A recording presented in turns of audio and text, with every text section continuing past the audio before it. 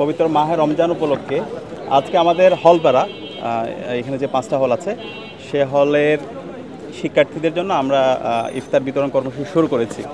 তো আপনারা জানেন ইসলামী ছাত্র শিবির 1977 সালে প্রতিষ্ঠিত হয়েছে। প্রতিষ্ঠার পর থেকে আমরা এই ধরনের সমাজ কল্যাণমূলক এবং ছাত্র কল্যাণমূলক কাজগুলো আমরা জারি রেখেছি। গত 16 বছর আমরা এই সমস্ত কাজগুলো করতে পারিনি, কারণ আমাদের উপর এক ধরনের ডিহিউম্যানাইজেশনের মধ্য দিয়ে আমাদেরকে যেতে হয়েছে। দেশ জুড়ে তোলপাড় ওয়ালটন ফ্রিজ কিনে আপনিও হয়ে যেতে পারেন মিলেনিয়ার। শিবিরকে যেখানে পাওয়া গেছে সেখানে নির্মম নির্যাতন করা হয়েছে। তো 24-এর ছাত্র জনতার অভ্যুত্থান পরবর্তী আমরা আজাদি পেয়েছি। আজকে আমরা যে নতুন ছাত্র রাজনীতির কথা বলছি, ছাত্র রাজনীতির যে ব্যাপক সংস্কারের কথা বলছি, ইসলামী ছাত্র শিবির 5 আগস্ট পরবর্তী আপনারা দেখতে পারেন শিবিরের যদি অ্যাক্টিভিটিগুলো দেখেন, সব জায়গায় আমরা আমাদের এই কাজগুলো আমরা নিয়ে এসেছি। আমরা শিক্ষার্থীদেরকে নিয়ে ইতিমধ্যে আমাদের শিপা নামক একটা প্ল্যাটফর্ম থেকে প্রত্যেকটা হলে হলে ছাত্রছাত্রীদের জন্য আমরা চিকিৎসার ব্যবস্থা করেছি।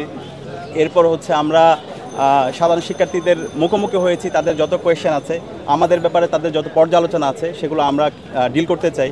এর পাশাপাশি আমরা 24-এর ছাত্র জনতার যে অভ্যুত্থান হয়েছে সেই অভ্যুত্থান নিয়ে সবার অনেকগুলো স্টোরি আছে, প্রত্যেকে মাঠে ছিল, পলিসি মেকিংয়ে ছিল। তো সেটা নিয়ে আমরা কম্পিটিশন আয়োজন করেছি, গতকালকে এটার ফলাফল ঘোষণা করা হয়েছে। এরপর হচ্ছে আমরা চিত্র প্রদর্শনী করেছি, যেটা জাদুঘরে অনুষ্ঠিত হয়েছে। এইভাবে ছাত্র কল্যাণমূলক এবং সমাজ কল্যাণমূলক আমাদের কাজগুলো জারি আছে। তারই অংশ হিসাবে আজকে ইনসাফ নামক একটি প্ল্যাটফর্ম থেকে আমরা ইসলাম ছাত্র শিবিরের অনেকগুলো বিভাগ আছে, আমরা কাজগুলোকে সবসময় ডিসেন্ট্রালাইজ করে থাকি। তো আমাদের এই ইনসাফের উদ্যোগে আমরা শিক্ষার্থীদের মাঝে ইফতার বিতরণ, আমাদের ছোট্ট উপহার কর্মসূচি আমরা জারি রেখেছি।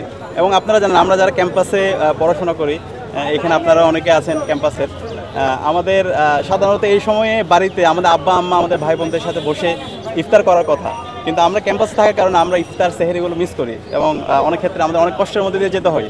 অথবা আমাদের যে ইফতারগুলো হয় একসাথে ইফতার সন্ধ্যার সময়, তো অনেক ক্ষেত্রে অনেক শিক্ষার্থীর পরীক্ষা থাকে, ব্যস্ততা থাকে, যে কারণে তারা বড় বড় যে প্রোগ্রামগুলো হয় মাহফিলগুলোতে তারা উপস্থিত হতে পারে না।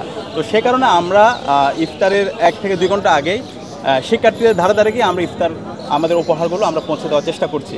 তো এই ধরনের প্রসেসে আমাদেরকে আমাদের শিবিরের প্রতিষ্ঠাকাল থেকে বর্তমান পর্যন্ত আমাদের যত শুভাকাঙ্ক্ষী আছে, আমাদের সাবেক জনশক্তিরা আছে, বর্তমান জনশক্তিরা আছে, তারা সার্বিকভাবে আমাদেরকে সহায়তা করছে।